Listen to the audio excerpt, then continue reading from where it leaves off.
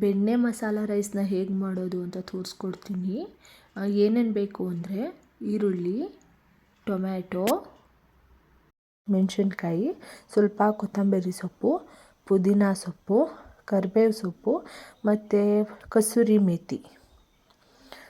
ಮತ್ತು ಒಗ್ಗರಣೆ ಮಾಡೋಕ್ಕೆ ಫಸ್ಟು ಸೋಂಪು ಕಾಳು ಬೇಕು, ಮತ್ತು ಕಡಲೆಬೀಜ, ಕಡಲೆಬೇಳೆ, ಜೀರಿಗೆ ಮತ್ತು ಮರಾಠಿ ಮೂಗು, ಮತ್ತು ಮುಖ್ಯವಾಗಿ ಬೆಣ್ಣೆ ಬೇಕು.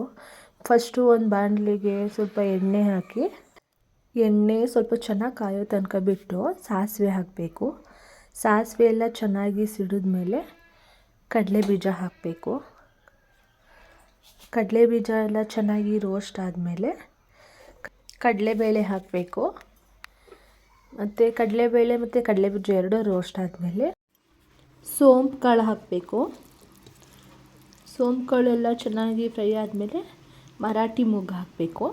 ಒಂದು 3 ಹಾಕಿದ್ರೆ ಸಾಕು, ಅದರ ಟೇಸ್ಟ್ಗಷ್ಟೇ.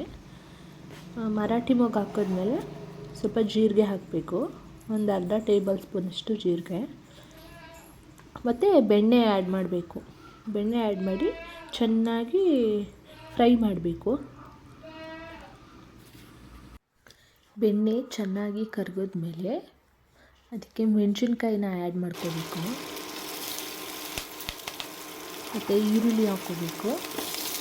ಈರುಳ್ಳಿನೆಲ್ಲ ಹಾಕಿ ಮತ್ತು ಟೊಮ್ಯಾಟೊ ಹಾಕ್ಕೋಬೇಕು.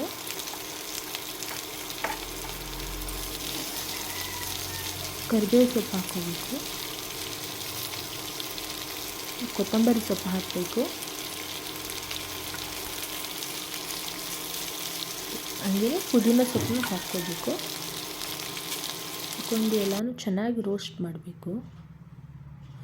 ಎಲ್ಲ ಚೆನ್ನಾಗಿ ಚೆನ್ನಾಗಿ ಈರುಳ್ಳಿ ಎಲ್ಲ ಚೆನ್ನಾಗಿ ಕರಿದು ಎಲ್ಲ ಬೆಣ್ಣೆ ಹಾಕಿರ್ತೀವಲ್ಲ, ಟೇಸ್ಟ್ ಎಲ್ಲ ಚೆನ್ನಾಗುತ್ತೆ. ಅದಕ್ಕೋಸ್ಕರ ಚೆನ್ನಾಗಿ ಫ್ರೈ ಆಗಬೇಕು.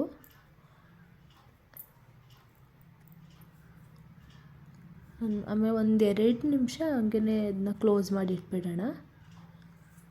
ಆಮೇಲೆ ಮತ್ತೆ ಸ್ವಲ್ಪ ಸಾಲ್ಟ್ ಹಾಕ್ಕೊಂಡು ಮತ್ತೆ ಸ್ವಲ್ಪ ಫ್ರೈ ಮಾಡ್ಕೊಳ್ಳೋಣ. ಸಾಲ್ಟ್ ಹಾಕ್ಕೊಂಡು ಮತ್ತೆ ಸ್ವಲ್ಪ ಫ್ರೈ ಮಾಡಿದ್ರೆ ಇನ್ನೂ ಚೆನ್ನಾಗಿ ರೋಸ್ಟ್ ಆಗುತ್ತೆ ಅಂತ. ಎಲ್ಲ ಚೆನ್ನಾಗಿ ಫ್ರೈ ಆದಮೇಲೆ ಇವಾಗ ರುಚಿಗೆ ನಾವು ಎಷ್ಟು ಸಾಲ್ಟ್ ತಿಂತೀವಿ ಅದ್ರ ಮೇಲೆ ಡಿಪೆಂಡ್ ಆಗುತ್ತೆ. ಸಾಲ್ಟು ನಾವು ನೋಡ್ಕೊಂಡು ಹಾಕೋಬೇಕು. ರುಚಿಗೆ ತಕ್ಕಷ್ಟು ಉಪ್ಪು ಹಾಕ್ಕೊಂಡು ಅದನ್ನು ರೋಸ್ಟ್ ಮಾಡ್ಕೋಬೇಕು ಚೆನ್ನಾಗಿ. ಆಮೇಲೆ ಫೈನಲಿ ಕಸೂರಿ ಮೇಥಿನ ಹಾಕಬೇಕು. ಕಸೂರಿ ಮೇಥಿನ ಹಾಕೋದ್ರಿಂದ ತುಂಬಾ ಟೇಸ್ಟ್ ಕೊಡುತ್ತೆ. ಮತ್ತು ಇವಾಗ ಅದೆಲ್ಲ ಮಸಾಲೆ ಎಲ್ಲ ಚೆನ್ನಾಗಿ ಫ್ರೈ ಮಾಡಬೇಕು. ಎಲ್ಲ ಫ್ರೈ ಆದಮೇಲೆ ನೆಕ್ಸ್ಟು ಅನ್ನನ ಮೊದಲೇ ಮಾಡಿಟ್ಕೊಂಡು ಇವಾಗ ಅನ್ನನ ಮಿಕ್ಸ್ ಮಾಡಬೇಕು. ಸ್ಮೆಲ್ಲಂತೂ ಮಸ್ತಾಗಿರುತ್ತೆ ಮಾತ್ರ. ಹಂಗೆ ಟೇಸ್ಟೂ ತುಂಬಾ ಚೆನ್ನಾಗಿರುತ್ತೆ. ಬೆಣ್ಣೆ ಎಲ್ಲ ಹಾಕಿ ಮಾಡಿರ್ತೀವಲ್ಲ ನೋಡಿ, ಇವಾಗ ಎಷ್ಟು ಚೆನ್ನಾಗಿ ರೆಡಿಯಾಗಿದೆ. ಟೇಸ್ಟು ಅಷ್ಟೇ ತುಂಬಾ ಚೆನ್ನಾಗಿರುತ್ತೆ. ನೀವು ಒಂದ್ಸರಿ ಟ್ರೈ ಮಾಡಿ ಹೇಗಿತ್ತು ಅಂತ ಕಮೆಂಟ್ ಮಾಡಿ. ಫಸ್ಟ್ ಟೈಮ್ ವಿಡಿಯೋ ಮಾಡ್ತಿರೋದು, ಪ್ಲೀಸ್ ದಯವಿಟ್ಟು ಸಪೋರ್ಟ್ ಮಾಡಿ, ಸಬ್ಸ್ಕ್ರೈಬ್ ಮಾಡ್ಕೊಳ್ಳಿ, ಮತ್ತು ಹೇಗಿತ್ತು ಅಂತ ಕಮೆಂಟ್ ಮಾಡಿ. ನೀವು ಮನೇಲಿ ಬೆಣ್ಣೆ ಇದ್ದರೆ ಟ್ರೈ ಮಾಡಿ, ಈ ಥರ ತುಂಬಾ ಚೆನ್ನಾಗಿರುತ್ತೆ. ಮತ್ತು ಫೈನಲಿ ನೋಡಿ ಹೀಗೆ ಬಂದಿದೆ. ನಾನು ಸ್ವಲ್ಪ ಟೇಸ್ಟ್ ಮಾಡಿ ನೋಡ್ತೀನಿ ಇವಾಗ. ವಾವ್, ಬೆಣ್ಣೆ ಹಾಕಿರೋದ್ರಿಂದ ಸಖತ್ತಾಗಿ ಬಂದಿದೆ ಮಾತ್ರ. Thank you. ಇದು ನನ್ನ ಫಸ್ಟ್ ವಿಡಿಯೋ. ಪ್ಲೀಸ್ ಸಬ್ಸ್ಕ್ರೈಬ್ ಮಾಡ್ಕೊಳ್ಳಿ ಮತ್ತು ಸಪೋರ್ಟ್ ಮಾಡಿ.